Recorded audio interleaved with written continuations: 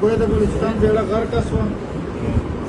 او چې کومو سیاسي ګوندونو لکه جمعیت العلماء اسلام یا نیشنل پارټۍ ملګرو ووټ ورکړی دی یا یې په ناکفدت شي چې ورکړی دی الله یې په ناپوهۍ چې ورکړی دی دا جماعتونه که خالي په دې باندې ځان خلاصي چې شوکاز نوټس ورکړی په سیاسي جماعت چې شوکاز او په پولیس چې سسپینډ والی دا د دنیا ګپ دی زه وایم دا بس دا زه وایم دا سیاسي جماعتونه د دغو خلاف داسې کارونه کوي چې دنیا یې وویني چې هر اڑتی خبر دادا چې کوم دا 18th امندمنٹ چې کومه د صوبو ته خود مختاری ورکړې سره ولا چې څنګه دا 26وی ترمیم دورا اوسله وای چې دا 27وی ترمیم را روان ده پیغه چې دا 18th امندمنٹ چې کوم دا حق صوبې سره وای چې دا بیا واپس کول دې چې دا وخت دی اسټابلیشمنٹ طرف نه دي عوام دا مطالبه کوي دې څه وضاحت مختصرا ټو دی پوینټ فکر کنه چې موږ خدل د پښتونخوا کې دا غږم کو بیداریم کو یو خو د پښتونخوا ولس سیاسي ګوندونه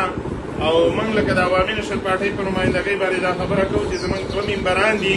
او مطلب دا دی چې که سیاسي غږ دلته په وخت باندې نه وی شوی که نه نو پښتونخوا کې هم دا څیز پاس کول کېدلو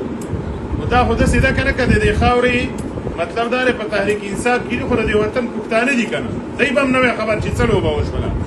دومره وشوله که نه چې هغه خبره ډنډوره شوله قام خبر شو بي نو دا د پښتونخوا د ولسونو او د سیاسي ګوندونو ډېر یو لوی بیدارۍ دی زما په خیال کې دا بیدارۍ موږ په هر څه کې اختیار کړو که نه هره مسله موږ سمولی شو او د سیاست د لارې د آیین د لارې د قانون د لارې د قامي مقدمې د لارې ډېره په اسانۍ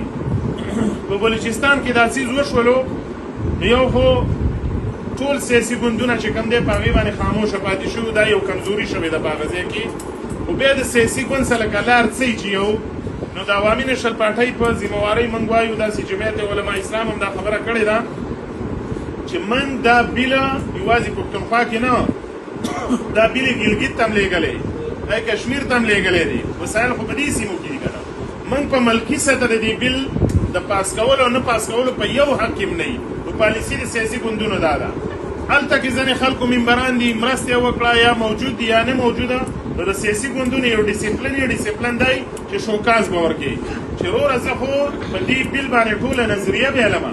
ټول سیاست بیلمه په کار دا وه چې مخالفت دې کړی وی مخالفت هم نشته غږ هم ونه شو څه لوبه شوې ده زما په خیال باندې سیاسي ګوندونه په دې باندې پوهه دي چې د بلوچستان دننه کوم څه شوي نو دا د ټول سیاست دپاره یو ډېر خطرناک کار شوی درېیمه خبره دا چې بلوچستان کې پاس شو نو هلته هر څه لاړه نو د بلوچستان دا مسله چې کوم ده دا بیل یو سټډي سرکل غواړي که موقع انشاءالله را به شو چې د پښتونخوا مسایل څه دي او د بلوچستان مسایل څه دي د ریاست پاکستان د اولې ورځې نه واله دا څلورم ځل دی چې بلوچان جنګ ته ختلي دي غرونو ته جنګ ته موږ پښتانه خو لا جنګ له نه تلي د سیاست خبره کوو عدم تشدد یې کوو ډېره په دلیل باندې کوو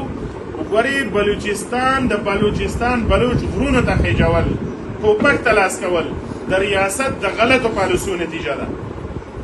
په بلوچستان کې دا بیل پاس کړلو اول تر ازادۍ جګړه روانه ده نو ته خو د ازادۍ جګړې له جواز ورکړې جواز دې ورکړو که نه نو بلوچانو څه وکړه اختر مینګل په قامي اسمبلۍ کې د بلوچو سیاسي څېره ده هغه د اسمبلۍ نه راووتلو ویل نه قانون مني نه آیین مني نه سیاست مني نه قام مني لاړم السلام علیکم پارلمان مې راته پرېښودو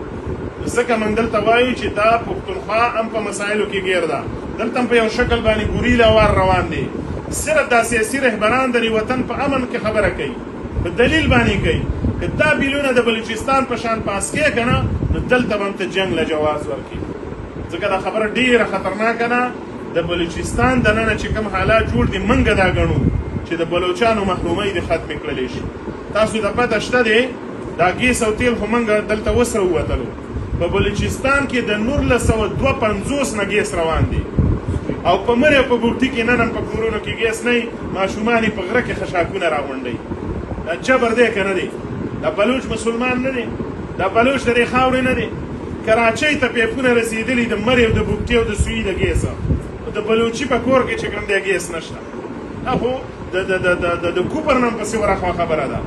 نو بلوچان موږ دا ګڼو چې بلوچان په دې ریاست کې ډېر په امن ژوند تېر کړی دی په اسمبلو کې پاتې شوي ډېر بالغ خلک دي بلوچان هم که واورېده که نه موږ دا پښتانه سیاسي مشران ګورې دومره پوهه نه لرو د بلوچستان دننه جنوبي پښتونخوا کې پښتانه ګورې ډېر بیدار دي زموږ په سیاسي میچیورټي کې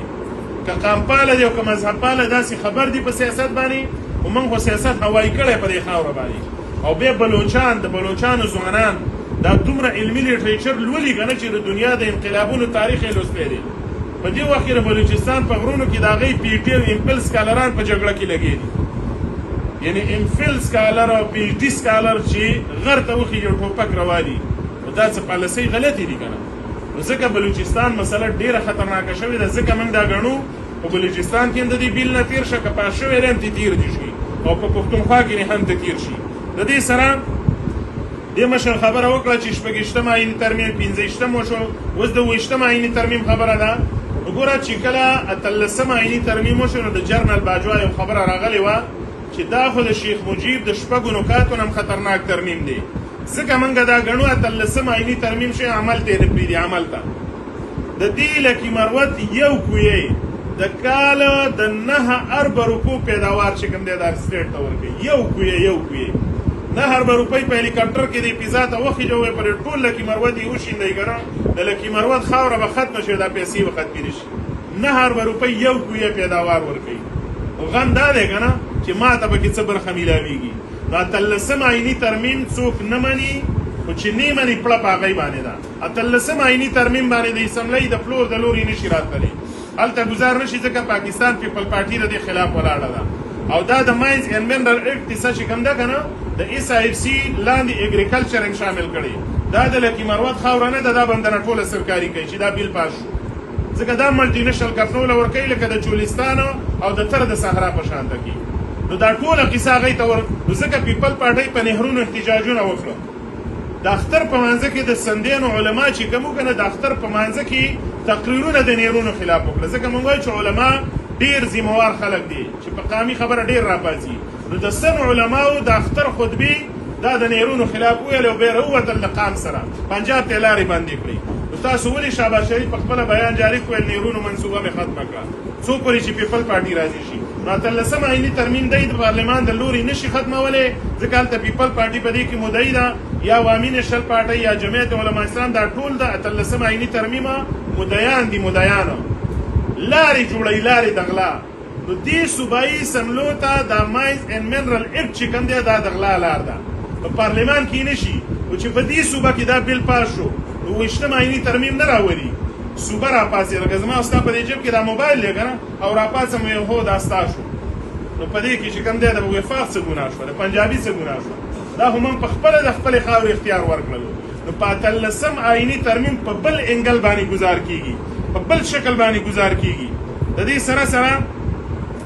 دې ملګري خبره وکړه چې نقصان به د دې بیل سره شي نو په نقصان خو موږ خبرې وکړلې خو لنډ نقصان یې د پښتو په ټکي کې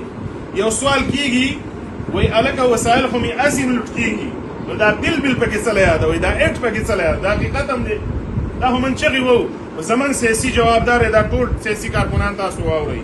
وسایل اوس هم لوټ کېږي د دې قام ورځ بده ورځ په ښه بدله نه شوه په دې جنتي وطن کې په دې مول ډک او غني وطن کې ډاکټر عاصم یوسفزی یو جیولوژیست دی په امریکا کې اوس پروفیسر دی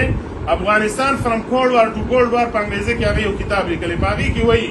من سایسي سروې کوله د میرعلي میرانشاه بنو ګواډ لکي مروت